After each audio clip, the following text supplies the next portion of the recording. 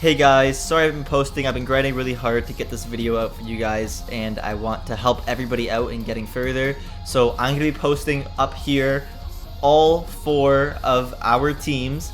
The first one's mine. It's mostly like just a high damage team with a support of Broly. You can see all their traits that they have. You can see the familiars, the memorias. Moving on, we have a team that's mostly built of DOT, Ichigo, Alucard, Kafka, Erza, Hibana, and Tokoroto. Moving down, we have the third person who was kind of a mix of like a little bit of DOT, mostly just damage. It was Ichigo, Gohan, Alucard, Power, and Godzilla, along with Tokoroto as the money unit. Reason we used Godzilla in here is because he's huge for buffs. The 30% he gives for DOT extra damage is insane. The Broly's also very important because of the fact that we're all running Alucards, which you're gonna see in the 4th one right here. He's also using an Alucard, and just having Broly to use his domain is just very important. I'm gonna get into explaining everything soon, but you can see he had Ainz, Shanks, Brook, Alucard, and Tokoroto. Again, he ended up using Whitebeard as his 7th slot because of the fact that he completely gets rid of Overshield. Now we're just going to get straight into the actual gameplay. At the beginning here, there's not really much that you need to make sure that you're doing, apart from the important factor that you're going to, I can't stress this enough, you are going to need to use and place Griffith down right away. You want to use both his domains as soon as possible. Doing so allows you to place Broly down on wave 8 and use his domain to give all the other Alucards the extra 100% crit chance, and with the space that's left, the extra 40% crit damage. I know it can get higher, but we ended up getting 40% overall damage from Griffith, which is just better because we have a bunch of units that aren't unbound. Moving forwards from this, you're just going to make sure that you're placing, depending on the map, you want to place all your units in an area where they can hit majority of the map. Everybody should be placing their Ichigo in the best position to get the most damage, except for one person. They should be placing their Ichigo at the very front, like basically the start of the track. And the reason being is because you'll see later down the line, we end up using his ability. We end up using his ability, and it teleports the boss all the way back to the start and hits him for like 400 mil damage worth of nuke. On top of that, because of this, Brook is able to do 180 mil nuke, basically 180 mil nuke as well, which is just absolutely insane. I can't stress it enough.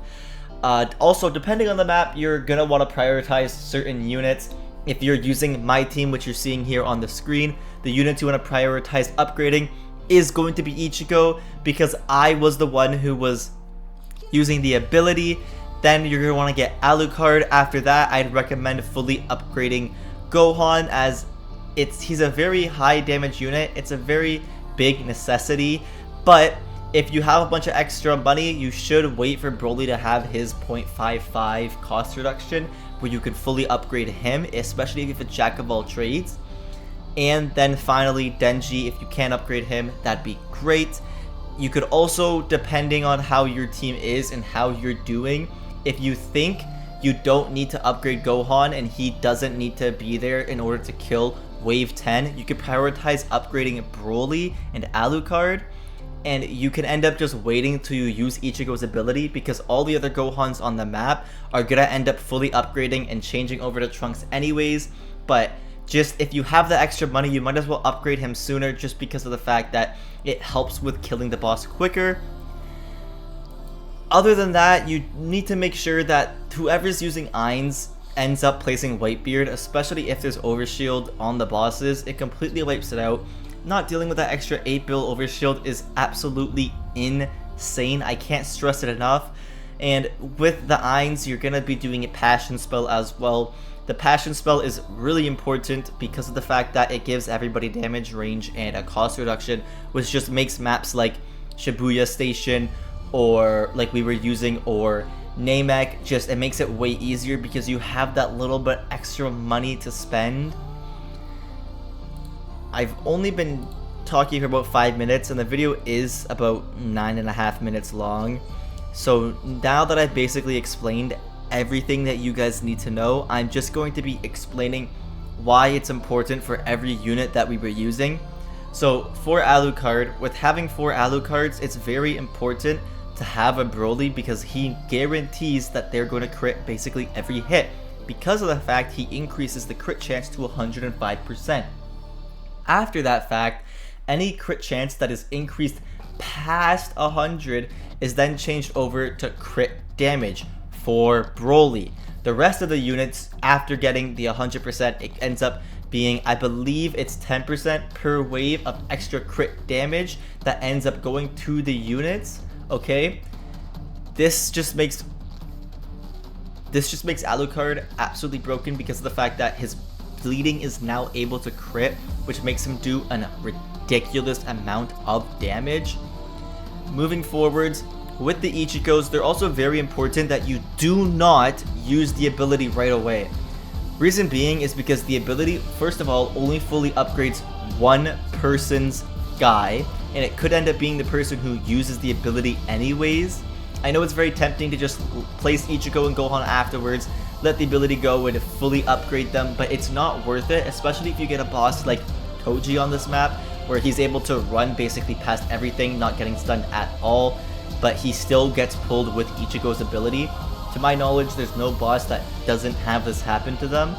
Maybe the God statue on solo leveling, but I don't think, I've never encountered this in an actual elemental match, so I don't think you have to worry about it. But it's very important that you do not use it until it's the necessity at the end, wave 20, because Ichigo in his hollow form is a lot weaker than his normal form. His damage is very inconsistent because I believe its attack 4 is a way longer animation, making his EDPS just not as effective. On top of that, instead of being a cone, he ends up going to a small EAOE, which just really isn't viable. I guess it's good for bosses, don't get me wrong, but early on when you have to kill that wave 10 boss and all the enemies, it's just not that great, okay? I'm just very important, you need to have him. I know a lot of people end up running him with the summons. I'm going to tell you why the summons aren't that great. Do not get me wrong, the 40 mil damage and the 20 mil damage that the summons do for Ainz is really good, but just having that extra slot of Whitebeard ends up allowing us to have another unit like Alucard on the field. If it came to like push or shove and you couldn't get, let's say for example, one of you didn't have Gohan, then you could use Whitebeard instead. You could place Whitebeard and have him as your unit, and the person could end up switching up their team a little bit. You could also throw in Shanks, but that's just you'd have to switch up your teams a lot, and it just makes much more sense to end up using him with the passion and unknown spells, okay? Thank you guys so much for watching this video. I plan on getting a bunch more out. I am at Curse Floor 101, which I didn't get a video on it. I apologize. But I promise you, when I get to Unbound 100, I will be telling you guys how to get there. And make sure to stay tuned. We are currently grinding to floor 300 of Omni Tower. Let me know down in the comments below if you've encountered anybody else that has more higher tier on Omni Tower.